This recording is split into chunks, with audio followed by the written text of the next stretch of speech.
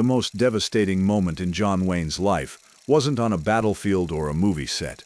It happened in a Beverly Hills mansion on a Saturday night in March 1965, when the Duke, the man who had defined American masculinity for 3 decades, made the mistake of thinking his fame gave him the right to mock another man's dignity.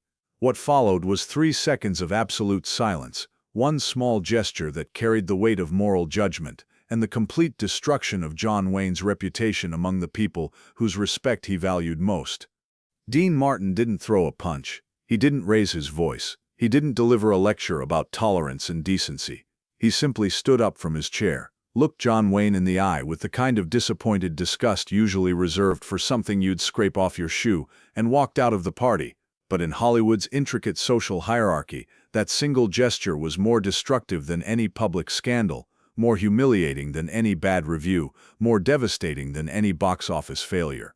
Because when Dean Martin, the coolest man in America, decided you weren't worth breathing the same air, everyone else got the message. And the message was simple. John Wayne had crossed a line that no decent person could forgive. The Beverly Hills mansion of producer Arthur Freed was the epicenter of Hollywood power on that warm March evening. The guest list read like a who's who of American entertainment: directors, stars, studio executives, and cultural influencers whose decisions shaped what millions of Americans saw in theaters and heard on radio. These weren't just parties, they were informal summits where careers were made, deals were struck, and the invisible boundaries of acceptable behavior were quietly enforced. Dean Martin had arrived fashionably late, as was his custom. He was riding high in 1965, his career having successfully transitioned from the Martin and Lewis comedy duo to a sophisticated solo act that combined music, movies, and television with seemingly effortless grace. His weekly variety show was dominating the ratings, his albums were topping the charts, his films were making money. More importantly, Dean had achieved something rare in Hollywood: universal respect without universal fear. The party was in full swing when Dean entered Arthur Freed's opulent living room. Crystal glasses caught the light from a massive chandelier. Cigarette smoke created atmospheric clouds around conversations that would be analyzed in trade papers for weeks. The air hummed with the electricity that comes when powerful people gather to see and be seen, to measure their status against their peers, and to reinforce the unspoken rules that governed their exclusive world. John Wayne commanded the center of the room like a monument to American masculinity. At 57 years old, the Duke remained the most recognizable face in American cinema, a towering figure whose on-screen persona had become inseparable from his public identity. Wayne didn't just play heroes. In the public imagination, he was the hero, the embodiment of frontier courage, moral clarity, and uncompromising strength. His presence at any Hollywood gathering carried the weight of cultural authority. But power, Dean Martin understood better than most, could corrupt even heroes. And John Wayne, insulated by decades of adoration and surrounded by people who laughed at his jokes because of his status rather than their humor, had begun to believe that his icon status gave him license to say anything to anyone without consequences. The trouble began when Sammy Davis Jr. entered the room. Sammy's arrival created a subtle shift in the party's atmosphere. Despite his enormous talent and the grudging respect he had earned from most of the entertainment industry, Sammy's presence in certain Hollywood circles still carried undercurrents of tension. This was 1965. The Civil Rights Act had been signed, but the hearts and minds of many Americans, including some in Hollywood, were changing more slowly than the law required. Dean Martin had been Sammy's friend and protector for years.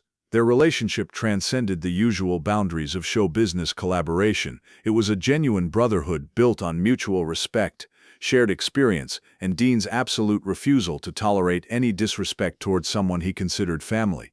In Dean's personal code of ethics, loyalty wasn't just a virtue, it was the foundation of character. Sammy made his way through the party, greeting friends and colleagues with his characteristic charm and energy. The conversations he joined became more animated, the laughter more genuine. Despite the social barriers he faced, Sammy Davis Jr. possessed a gravitational pull that drew people to him, a combination of extraordinary talent and infectious personality that could light up any room he entered. John Wayne watched Sammy's progress through the party with the kind of attention a predator pays to potential prey. Wayne had been drinking, not heavily, but enough to lower his inhibitions and amplify his prejudices. More dangerously, He was performing for an audience of industry heavyweights who he believed shared his views about race and social hierarchy. In Wayne's mind, he was about to demonstrate the kind of bold truth-telling that his screen persona represented.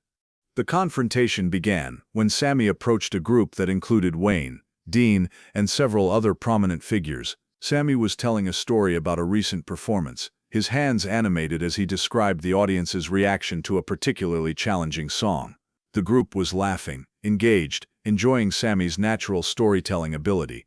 That's when John Wayne decided to remind everyone of what he considered the natural order of things. "You know, Sammy," Wayne said, his voice carrying the authority of someone accustomed to commanding attention, "you're pretty articulate for one of your people." The words landed in the conversation like a grenade thrown into a dinner party. The laughter died. Conversations at nearby tables faltered as people sensed a shift in the room's energy. Everyone understood what had just happened. John Wayne, the embodiment of American heroism, had just reduced Sammy Davis Jr., one of the most talented entertainers of his generation, to a racial stereotype. But Wayne wasn't finished. Emboldened by what he interpreted as the group's stunned silence as permission to continue, he pushed further. "Of course," Wayne added with the kind of smile that didn't reach his eyes, "I suppose when you spend that much time around white folks, some of it's bound to rub off on you." The second comment was worse than the first. It wasn't just racist, it was deliberately cruel, designed to humiliate Sammy in front of his peers and reinforce Wayne's sense of racial superiority. Wayne was performing his prejudice for an audience, using his star power to inflict maximum damage on someone who couldn't fight back without risking his career. Sammy Davis Jr. stood frozen, his face a mask that attempted to hide the devastation Wayne's words had caused. Everyone in the group knew that Sammy couldn't respond with the anger the comment deserved. The social dynamics of 1965 Hollywood meant that any aggressive response from Sammy would be interpreted as confirmation of negative stereotypes, while any show of hurt would be seen as weakness. Sammy was trapped in a moment of public humiliation with no good options for defense. The other men in the group shifted uncomfortably, their eyes focused on their drinks or the floor or anything that would allow them to avoid taking a stand. Most of them privately disagreed with Wayne's comments, but challenging John Wayne required a kind of moral courage that few were willing to summon when their careers might be at stake. But Dean Martin wasn't most people. Dean had been watching the exchange with the kind of intense focus he usually reserved for reading cards in high-stakes poker games. His face remained expressionless, but those who knew him well could see the subtle signs of rising anger, the slight tightening around his eyes, the deliberate way he set down his drink, the almost imperceptible shift in his posture that suggested a predator preparing to strike. For a moment that seemed to last forever, Dean Martin said nothing. He simply looked at John Wayne with an expression that conveyed more contempt than words could ever express. It was a look that said, "I see exactly who you are, and I am disgusted by what I see." Then Dean Martin stood up. It wasn't a dramatic gesture. There was no theatrical flourish, no moment of obvious anger. Dean simply rose from his chair with the fluid grace that characterized all his movements, straightened his impeccably tailored jacket, and looked around the group one final time. His gaze lingered on John Wayne for perhaps 3 seconds, long enough for Wayne to understand that he was being judged and found wanting, but not long enough for the moment to become confrontational. Without saying a word, Dean Martin walked away. The gesture was so subtle that someone across the room might have missed its significance. But everyone in Wayne's immediate circle understood exactly what had happened. Dean Martin, the king of cool, the man whose approval was worth more than any award or accolade, had rendered his judgment on John Wayne's character and found it unworthy of his continued presence. In the complex social mathematics of Hollywood hierarchy, Dean's departure was a nuclear weapon disguised as a polite exit. By refusing to dignify Wayne's racism with either argument or acquiescence, Dean had communicated something far more devastating than any verbal response could have achieved. He had demonstrated that John Wayne was beneath contempt, not worth the energy required to educate or confront him. The immediate aftermath of Dean's departure was electric with tension. The group that had surrounded Wayne began to disperse, suddenly finding urgent conversations elsewhere in the room. No one wanted to be associated with the moment that had just occurred. Sammy Davis Jr., recognizing that his continued presence would only make things more awkward for everyone involved, quietly excused himself and left the party entirely. John Wayne found himself standing alone in the center of Arthur Freed's living room, suddenly aware that his comments had created a social disaster of unprecedented proportions. Other guests were stealing glances in his direction, their expressions ranging from disapproval to disgust to embarrassment on his behalf. The man who had spent his career playing characters who always knew the right thing to do had just revealed himself to be morally bankrupt in the most public way possible. But the real devastation was only beginning. Within 24 hours, the story of what had happened at Arthur Freed's party was spreading through Hollywood's invisible communication networks. The details might vary from telling to telling, but the essential facts remained constant. John Wayne had made racist comments about Sammy Davis Jr., and Dean Martin had responded by walking out in disgust. In an industry where image was everything, Wayne's reputation began to crumble with stunning speed. Directors who had been eager to work with him suddenly became unavailable. Studio executives who had returned his calls within hours now took days to respond. Social invitations dried up. The informal networks of power and influence that had sustained Wayne's career for decades began to treat him like a pariah. The most damaging aspect of the scandal wasn't the initial incident, but the way it revealed a pattern of behavior that many people had overlooked or excused in the past. Stories began to surface about other occasions when Wayne had made similar comments, other moments when his prejudices had been on display. What had once been dismissed as John being John now appeared in a different light, as evidence of character flaws that were incompatible with heroism. Dean Martin never spoke publicly about the incident. He didn't need to. His action had communicated everything necessary about his values and his friendship with Sammy Davis Jr. More importantly, Dean's refusal to engage in public finger-pointing or moral grandstanding made his gesture even more powerful. He had acted on principle, rather than for publicity, and everyone in Hollywood understood the difference. The contrast between Dean's handling of the situation and Wayne's behavior became a case study in the difference between authentic and performed masculinity. Wayne had tried to assert dominance through intimidation and prejudice, while Dean had demonstrated real strength through moral clarity and loyalty to his friend. One approach revealed weakness disguised as power. The other revealed power so secure it didn't need to be announced. Sammy Davis Jr. was deeply moved by Dean's gesture, though they never discussed the incident directly. In their subsequent interactions, there was an additional warmth and gratitude in Sammy's demeanor toward Dean, a recognition that Dean had risked his own social standing to defend Sammy's dignity. Their friendship, already strong, became unbreakable. The long-term consequences of that March evening extended far beyond personal relationships. John Wayne's fall from grace served as a warning to other Hollywood figures who might have harbored similar prejudices. The message was clear. Racism would no longer be tolerated in polite society, even when expressed by the most powerful figures in the industry. More broadly, the incident marked a turning point in Hollywood's relationship with civil rights issues. The entertainment industry, which had often lagged behind social progress out of fear of alienating conservative audiences, began to recognize that moral courage was not just good ethics, but good business. Audiences were changing, and figures who refused to change with them would be left behind. Dean Martin's gesture also established a template for how decent people should respond to bigotry. Rather than engaging in lengthy debates or trying to educate those committed to ignorance, Dean demonstrated that sometimes the most powerful response is simply to refuse to participate in ugliness. By walking away, he had preserved his own integrity while making his values absolutely clear. The story became legendary in Hollywood circles, passed down as a lesson about the importance of standing up for what's right, even when it's inconvenient. Young performers entering the industry learned about the night Dean Martin humiliated John Wayne with one gesture as an example of how true stars behave when tested by moral challenges.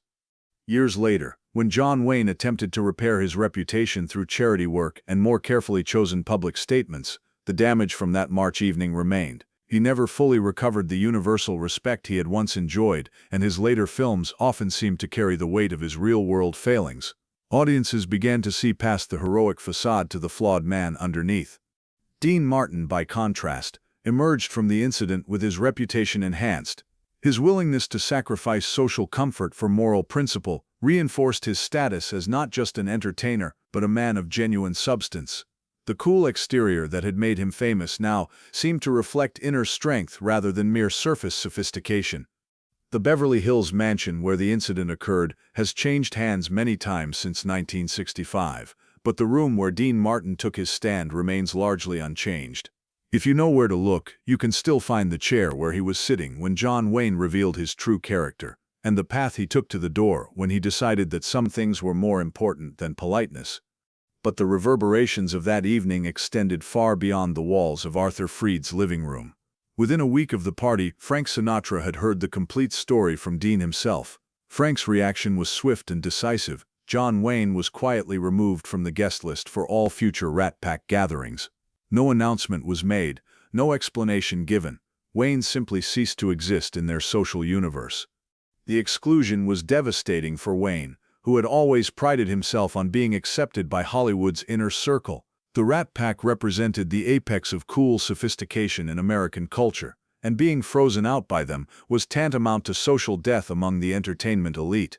Wayne found himself increasingly isolated, invited to fewer industry events, excluded from the informal networks that had sustained his career for decades. Meanwhile, other influential figures in Hollywood began to reconsider their own relationships with Wayne. Director John Ford, who had made Wayne a star, reportedly expressed private disappointment about his protégé's behavior. Studio executives who had once competed for Wayne's services began to have quiet conversations about whether association with him might damage their own reputations.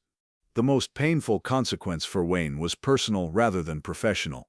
His own children, who had grown up admiring their father's heroic screen image, began to question whether the man they knew at home matched the hero they saw in theaters. Family dinners became tense affairs, where Wayne's political views were no longer accepted without challenge. The generational divide that was splitting American families in the 1960s had invaded the Wayne household, with his own offspring serving as representatives of changing social values. Sammy Davis Jr., for his part, chose not to respond publicly to Wayne's comments, but those close to him could see the impact of the incident. Despite his success and talent, Sammy had always carried the burden of being one of the few black performers in predominantly white entertainment circles. Wayne's casual cruelty had reopened wounds that never fully healed, reminding Sammy that his acceptance in Hollywood society was conditional and fragile. The strength Sammy drew from Dean's gesture cannot be overstated. In a world where few people were willing to sacrifice their own comfort to defend his dignity, Dean's walkout became a source of profound emotional support. It confirmed for Sammy that he had at least one ally who valued his humanity more than social convenience. Dean Martin's action also inspired other performers to examine their own consciences. Entertainers who had previously remained silent when witnessing prejudice began to speak up more frequently. The incident became a catalyst for broader conversations about racism in Hollywood, forcing the industry to confront its own complicity in maintaining discriminatory practices.